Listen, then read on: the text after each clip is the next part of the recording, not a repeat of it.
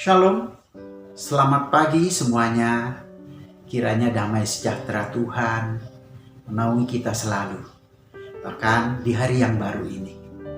Nah saudara, ada baiknya kita merenungkan firman Tuhan yang akan menuntun membimbing kita ke air yang tenang dan ke padang rumput yang hijau. Baik, saya ambilkan dari kitab Maleaki, pasalnya yang ketiga ayat 18. Demikian firman Tuhan. Maka kamu akan melihat kembali perbedaan antara orang benar dan orang fasik, antara orang yang beribadah kepada Allah dan orang yang tidak beribadah kepadanya. Maka kamu akan melihat kembali perbedaan antara orang benar dan orang fasik, antara orang yang beribadah kepada Tuhan dan orang yang tidak beribadah kepadanya.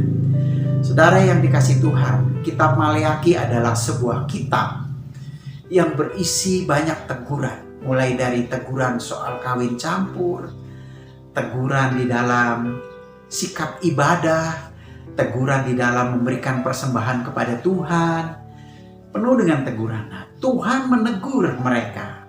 Tujuannya supaya mereka berbalik dan bertobat. Karena Tuhan itu kasih adanya. Ia tidak mau umatnya binasa. Nah saudaraku yang dikasihi Tuhan, ternyata Tuhan akan mengadakan perbedaan antara orang benar dan orang fasik. Firman Tuhan ini berkata Tuhan membedakan orang benar dan orang fasik. Kenapa tidak dikatakan Tuhan membedakan orang benar dan orang kafir? Karena orang kafir itu tidak ada dalam hitungan. Tapi justru orang fasik ini adanya bersama-sama dengan umat Tuhan. Dia ada di gereja.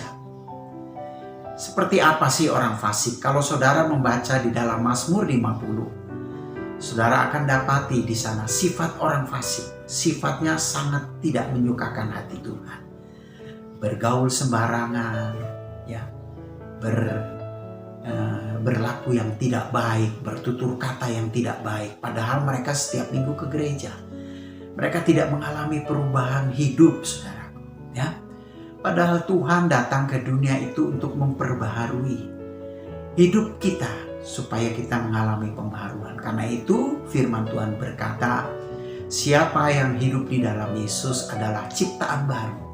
Yang lama sudah berlalu, yang baru sudah datang. Nah saudara, Tuhan akan memperbaharui saudara mulai dari hati. Karena itu mulailah dengan pertobatan. Jangan seperti orang fasik. Maka Tuhan akan membedakan saudara dan orang-orang di luar sana. Dikatakan juga Tuhan akan membedakan orang yang beribadah kepada Tuhan dan orang yang tidak beribadah kepadanya. Banyak orang berpikir bahwa ibadah itu masuk gereja, mendengar firman, nyanyi-nyanyi pulang, amin, selesai. Saudara tahu, meskipun sekarang kita dilarang untuk beribadah, berkumpul-kumpul di gereja, tidak mengapa. Karena ibadah di dalam kekristenan bukan seperti itu. Itu namanya pertemuan ibadah. Ibadah yang benar itu adalah memberikan hidup yang kudus, yang berkenan di hadapan Tuhan. Seperti halnya yang tertulis dalam Roma pasal 12 ayat yang pertama. Artinya, ibadah di mata Tuhan itu adalah sikap hidup kita sehari-hari. Dalam tutur kata, dalam tindakan, dalam keputusan yang kita ambil. Dalam membina rumah tangga, itulah ibadah. Karena itu saudara, pastikan bahwa saudara bukan sekedar orang yang masuk gereja dan menjadi anggota gereja. Tetapi saudara adalah orang yang hidup beribadah dengan hati yang takut akan Tuhan dan mengasihi Tuhan dan menaruh rasa hormat kepada Tuhan. Tuhan Yesus memberkati kita semua. Amin.